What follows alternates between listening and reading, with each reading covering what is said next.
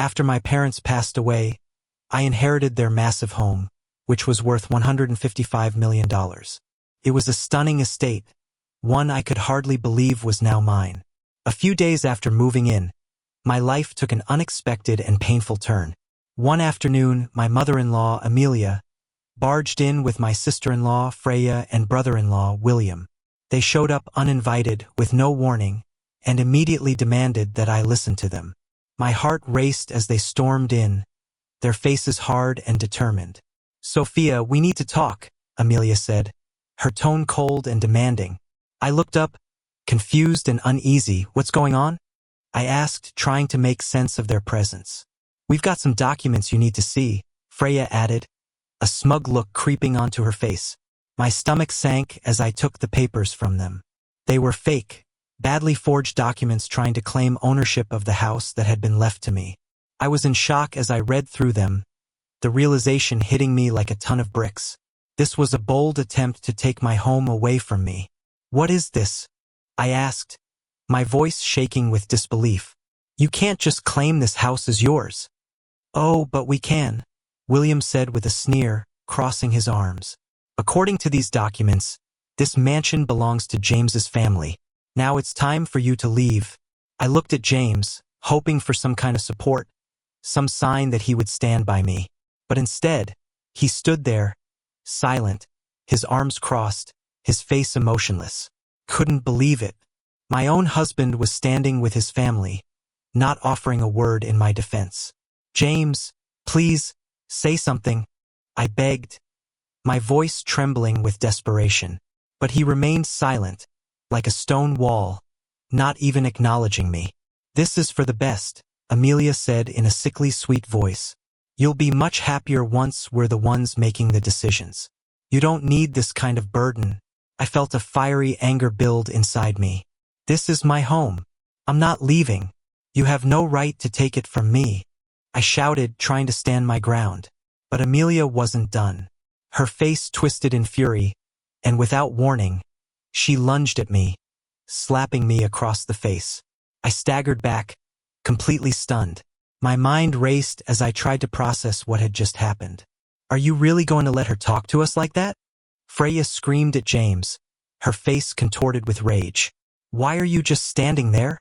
William, encouraged by their support, started grabbing my things.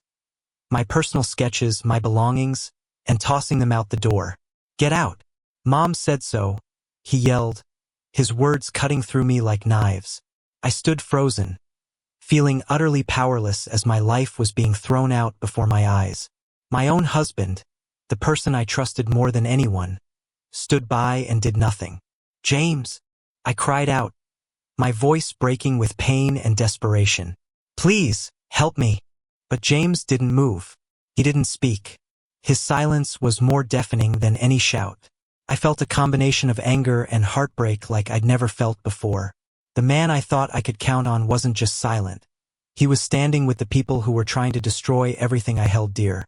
I felt betrayed in the deepest way. "Enough!" I screamed, my voice shaking with fury as I tried to gather whatever strength I had left. "Get out of my house. You have no right to do this." Amelia stepped closer, her presence heavy and menacing. "You think you can just keep all of this for yourself?" she sneered. "This house belongs to us now. You're just a guest here." The words stung, each one more painful than the last. I could feel the weight of the situation pressing down on me as the reality of what was happening sank in. I was losing everything. My home, my family, and most painfully, my own husband. In that moment, I realized I was completely alone. But I wasn't about to let them win. Couldn't. The weight of the situation felt unbearable. I could almost feel the walls of the house closing in on me, pressing down until I could hardly breathe. The place that was supposed to be my safe haven, the house that had once been filled with my parents' love and my dreams, was now being stripped away, piece by piece. Finally, James spoke up, his voice lacking any real conviction. "Sophia, this isn't worth it," he said. "Let's just talk about this later." Talk about what? I thought. How could he stand there, so detached, when I was being bullied into giving up my home? "You're letting them push me out," I snapped, the betrayal crashing over me like a wave. It felt like I was losing everything. My home, my dreams, and worst of all, my husband. As the confrontation continued, Amelia grabbed my arm, trying to force me to back down. In that instant, I snapped. "Don't you dare touch me!" I yelled, furious beyond words. The weight of their greed, their sense of entitlement, was suffocating. I knew in that moment that I couldn't let them take this from me. Not without a fight. "You won't take this house from me," I said, my voice steady with determination. "I won't go quietly." William, standing in the doorway with a cruel laugh, sneered at me. "You think you can fight us?" he said. "You're all alone here, Sophia. James is with us." Tears of frustration filled my eyes as I looked around the room.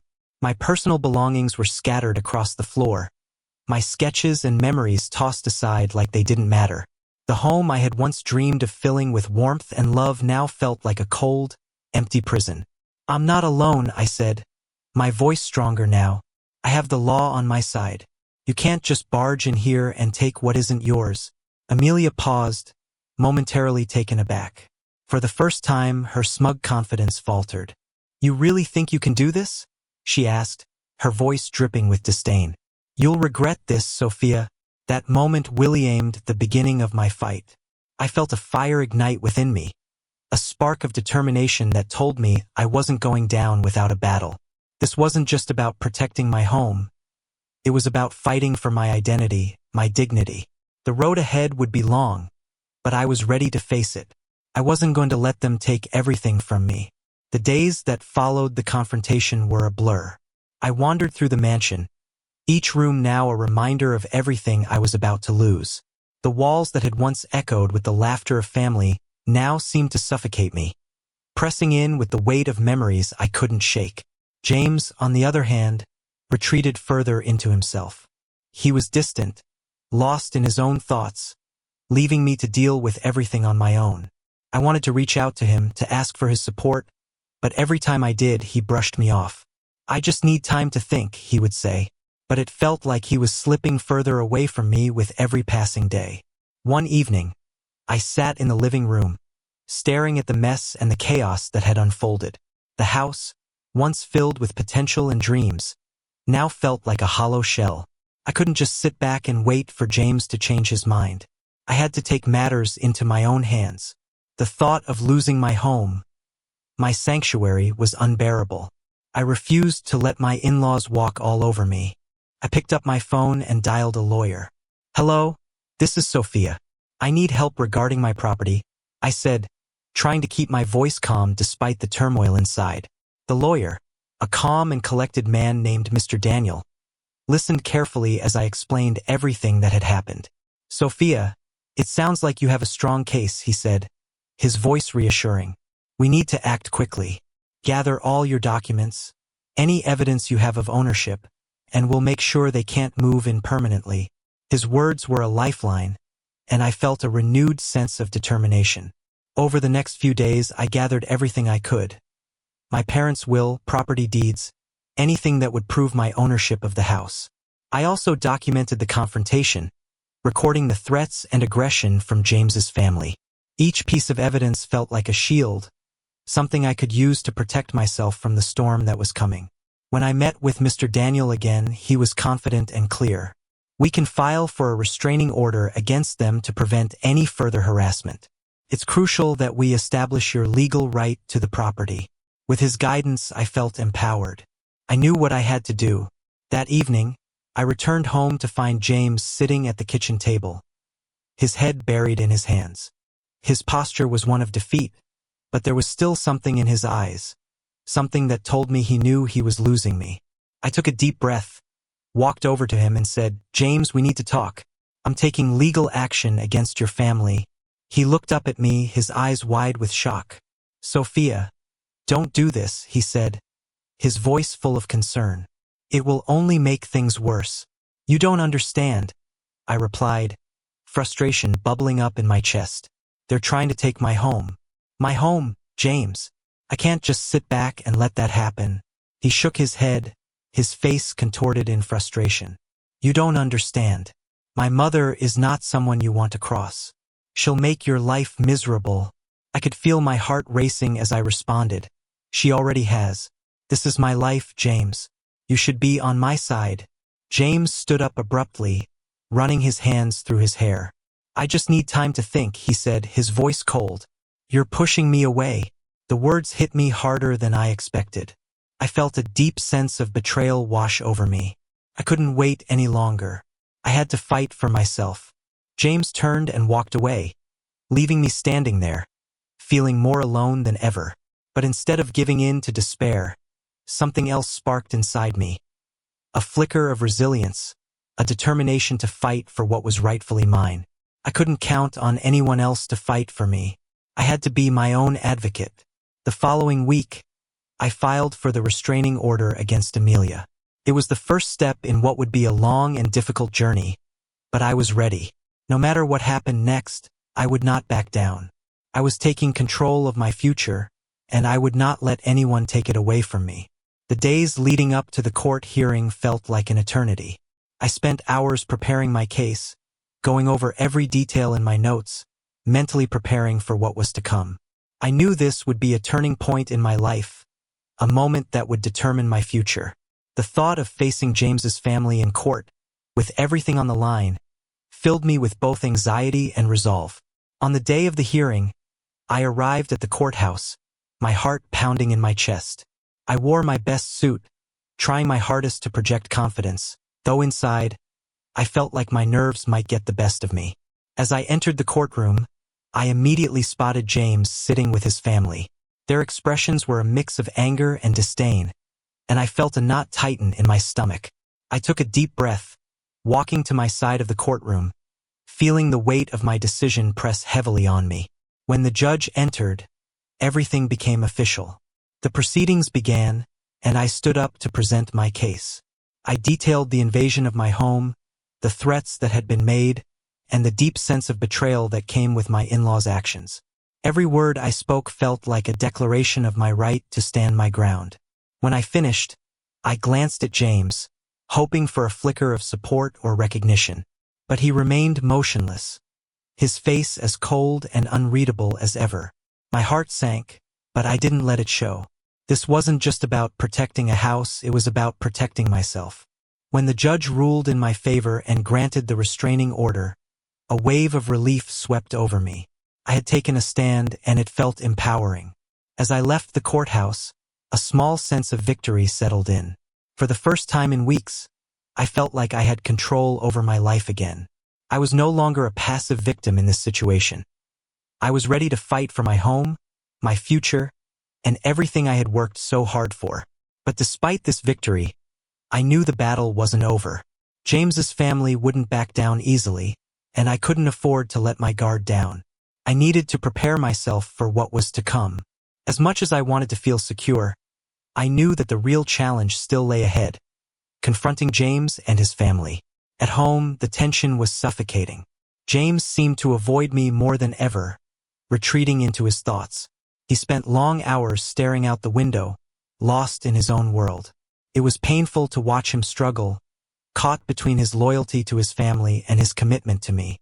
I could see the conflict in his eyes, but I wasn't sure if he even knew how to choose. One evening, as I was sitting in the living room, I heard a knock at the door. My heart raced as I peered through the peephole and saw James standing on the other side, looking disheveled and anxious. I opened the door cautiously, trying to steady my emotions. "James, what do you want?" I asked, my voice steady but guarded. He stepped inside, glancing around nervously. "We need to talk," he said, his tone serious. "About what?" I replied, crossing my arms. "Your family's latest scheme?" James hesitated for a moment before speaking, his eyes pleading for my understanding. "Sophia, I'm trying to understand what's happening. My mom is furious. She says she'll do whatever it takes to get that house." I took a deep breath, trying to remain composed despite the anger bubbling inside me. "James, this is my home. I'm not going to let them take it from me. You need to stand with me, not with them." James's voice trembled, the uncertainty clear in his words. "I don't know if I can do that. You don't know what she's capable of." I stared at him, the pain of his words cutting deep. "Then why did you marry me?" I shot back, the anger rising inside me. "I thought we were a team. I thought you loved me." James hung his head, clearly torn. "I do love you, Sophia, but family is everything to me. I can't just turn my back on them." His words were like a dagger to my heart. I felt a sharp pang of betrayal. "So you'll choose them over me? After everything that's happened?"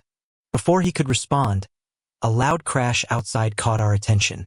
We rushed to the window and saw Amelia, Freya, and William standing on the front lawn, angrily confronting a group of movers. My heart sank as I realized what was happening. They were trying to move their things into my house, completely disregarding the restraining order. "James, they're breaking the law," I shouted, my voice shaking with anger and panic. "We need to call the police." "No, don't do that," he pleaded, panic creeping into his voice. "It'll only make things worse." "Worse than this?" I demanded, incredulous. "They're trying to take over my house." I reached for my phone, but before I could dial, James grabbed my arm, his grip firm but desperate. "Please, Sophia, just give me a moment to talk to them." I was torn. On one hand, I wanted to let James handle it, to give him a chance to work things out with his family. But on the other hand, I was done waiting. No more talking. I couldn't allow this to go on any longer. "No, James. This ends now," I said, my voice unwavering. I dialed 911, my heart pounding as I explained the situation to the operator. They assured me that help was on the way, but I couldn't shake the feeling of dread building in my chest. As I hung up, I turned to see James's family still arguing with the movers on the lawn. Their faces were flushed with anger, and I knew this confrontation was far from over. I stepped outside, my heart racing as I made my way to the porch. "You are not welcome here," I shouted, my voice cutting through the chaos. "Get off my property." Amelia turned to me, her eyes blazing with fury. "You think you can just kick us out?" she spat. "This is our home too." Her words stung, but I refused to back down. The sound of sirens filled the air, and I felt a surge of relief mixed with fear. I knew this confrontation was only the beginning, but in that moment, I felt like I had finally regained some control. The battle for my home was far from over, but I was ready for whatever came next. Finally, I was taking a stand, but the weight of the situation pressed heavily on me. The moment the police arrived, I stepped forward, ready to explain everything, but James remained silent, standing apart from his family, torn between his loyalty to them and his love for me. The air was thick with tension as the officers assessed the scene. "Officers, they're violating a restraining order," I said, pointing toward my in-laws. "They're trying to take over my home." The officers moved in, their faces showing clear frustration as they tried to make sense of the chaos unfolding before them. One officer turned to me. "Ma'am, do you have documentation for the restraining order?" I nodded and quickly retrieved the papers from inside the house, my heart pounding in my chest. As I handed the documents over, I caught a glimpse of James's face, a mix of regret and worry. I knew this moment was pivotal, not only for my home but for our relationship as well. The weight of it all hung between us. As the officers spoke with Amelia and the others, I felt a wave of empowerment wash over me. For the first time in weeks, I was reclaiming my space, my sanctuary. No one could take that from me again. The tension in the air was palpable as the officers took statements from everyone involved. I stood off to the side, my heart racing, a cocktail of fear and determination swirling inside me. This was a defining moment, not just for my home, but for my future. James was still watching me, his expression conflicted. He had always been close to his family, and I knew that choice weighed heavily on him. But I could no longer wait for him to make up his mind. I had fought too hard to let anyone dictate my life. After a tense exchange, the officers finally turned to me. "Ma'am, we need to inform you that your restraining order is valid. Your in-laws cannot be on your property.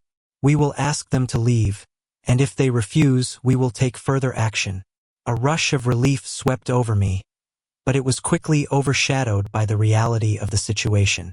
Amelia, Freya, and William weren't going to walk away quietly. I could see the anger building within them as the officers began to escort them off the property. They weren't giving up easily. As Amelia was escorted away, she turned to me, her voice dripping with malice. "This isn't over, Sophia. You think you can just take everything from us? You'll regret this." A chill ran down my spine, but I stood my ground, meeting her gaze with unwavering confidence. "You've already taken enough from me. This is my home, and you will not take it away."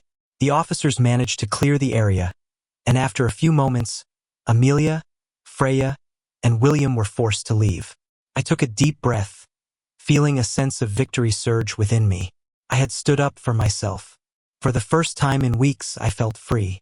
As the dust settled, I turned to James, who was still standing near the porch, his face a mixture of relief and confusion. "I can't believe this happened," he said, running a hand through his hair. "I never thought my family would go this far." I stepped closer, searching his eyes. "James, I need you to understand something. I fought for my home because it's mine. I can't live in fear of your family anymore." "I know," he replied, his voice heavy with regret. "I should have stood by you. I was just scared." "Scared of what?" I shot back, frustration rising. "Scared of your family's anger? They chose to invade our lives and threaten our future. I deserve better than that." James's voice softened. "I want to support you, Sophia. I just don't want to lose my family either." "They made their choice when they decided to attack me," I replied, my voice steady. "You need to choose me now." For a moment, James looked conflicted, but then something shifted in his expression. "You're right," he said, his tone resolute. "I can't let them control my life, or ours, anymore. I'm with you." Hearing those words felt like a weight lifting off my shoulders. We still had a long way to go, but I knew that if we both fought for it, we could rebuild our relationship. We had to. Over the next few weeks, I focused on restoring the mansion to its former glory. I hired contractors to repair the damage, and with each renovation, I felt a renewed sense of purpose. The house, once a battlefield, was becoming a sanctuary, a reflection of my resilience. James and I slowly began to reconnect, sharing our dreams and making plans for the future together. I found strength in my independence, and he learned to assert his boundaries with his family.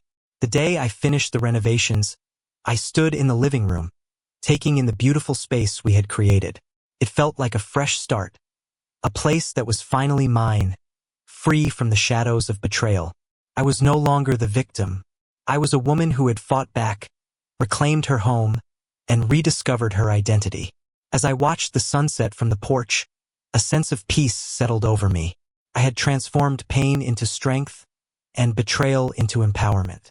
This house, once a battleground, had become my sanctuary, a symbol of my journey from darkness into light. I was ready for whatever came next, knowing that I had the power to shape my destiny.